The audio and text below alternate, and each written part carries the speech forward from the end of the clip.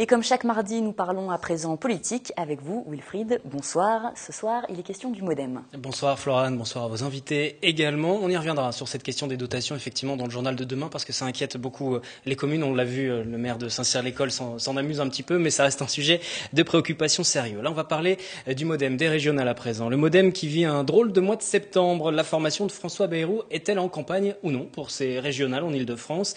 L'UDI, vous le savez, s'est rallié aux Républicains avant même le premier tour, mais pour le moment, pas d'accord avec le MoDem sur une liste commune. Les chefs de file, à savoir Marielle de Sarnez, Yann Verling, continuent donc leur tour du département pour présenter un avant-projet qui pourrait bien devenir définitif. Si aucune entente n'est possible avec Valérie Pécresse, le MoDem ira devant les électeurs, mais seul, c'est ce que nous dit Bruno Millienne, le président du MoDem dans le département. Forcément qu'il y a un risque. De toute façon, on sait très bien que si on y va pour faire entre 8 et 12%. Voilà, on va être clair là-dessus. C'est aussi une manière de nous montrer aussi peut-être, parce qu'il y a des gens qui travaillent formidablement bien dans ce mouvement, notamment en région Île-de-France. C'est plus difficile pour eux d'exister parce qu'il y a des cadors des autres partis, on va être clair, et des gens qui sont en politique depuis très longtemps, mais il y a quand même des gens qui travaillent très très bien chez nous et qui ont porté notamment au niveau du projet du MoDem, parce que notre projet quand même existe pour les régionales, on s'est préparé, des choses très intéressantes. Est-ce que le MoDem existe encore aujourd'hui ?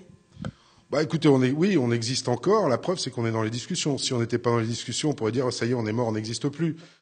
Alors ce qui coince, c'est pas tellement le programme, c'est plutôt les places pour ces listes sur les élections régionales. En d'autres termes, qui sera éligible ou pas. C'est ça qui préoccupe les candidats aujourd'hui. Et puis ce n'est un secret pour personne. Nicolas Sarkozy n'a toujours pas digéré l'appel à voter François Hollande et lancé par François Bayrou lors de la dernière présidentielle. Mais le MoDem qui présente seul une liste pour les régionales, est-ce que c'est une bonne idée? Est-ce qu'une alliance ne serait pas plutôt profitable pour l'avenir de cette formation? Voici ce qu'en pense une partie des électeurs que nous avons rencontrés. Est-ce que vous pensez que le MoDem doit s'allier aux Républicains pour ces élections? Peut-être pas, je sais pas. Peut-être pas. Oui. Autrement, l'union fait la force, comme on dit. Autrement, ils sont mal barrés. Non, moi je pense pas. Je pense qu'il vaut mieux qu'ils restent indépendants. Oui, ce sera une grande force. Ah, ce serait quelque chose d'intelligent. Ouais. Non.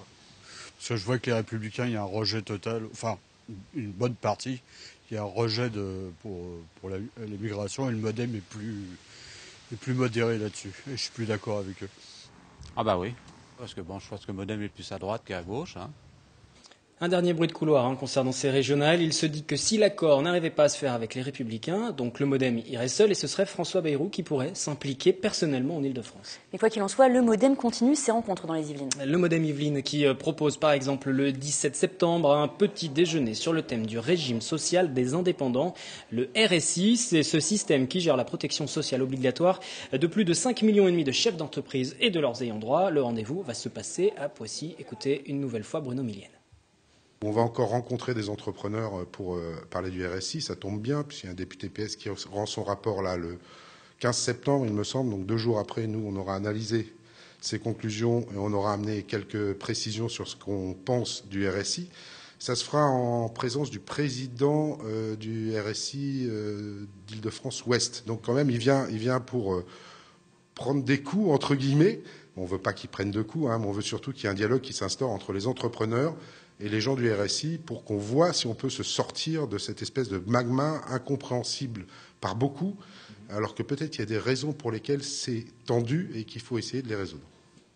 Merci Wilfried. Et toujours en politique, c'est le retour du Café Politique cette semaine. Premier numéro de la seconde saison, deuxième saison du Café Politique, cette fois-ci avec la maire des Clés-sous-Bois, la centriste Véronique Cottet-Millard, toujours au bistrot du Théâtre à Montigny-le Bretonneux, une demi-heure pour mieux connaître les élus, parler de quelques-uns des dossiers chauds du moment. Nous parlerons donc avec Véronique Cottet-Millard des Clés-sous-Bois de la nouvelle intercommunalité de Saint-Quentin en Yvelines qui rentre en vigueur le 1er janvier. Et puis on parlera également de la question des migrants et de l'accueil des migrants dans sa commune. Première diffusion samedi, dimanche, ce week-end, 14h, 19h30. Merci Wilfried.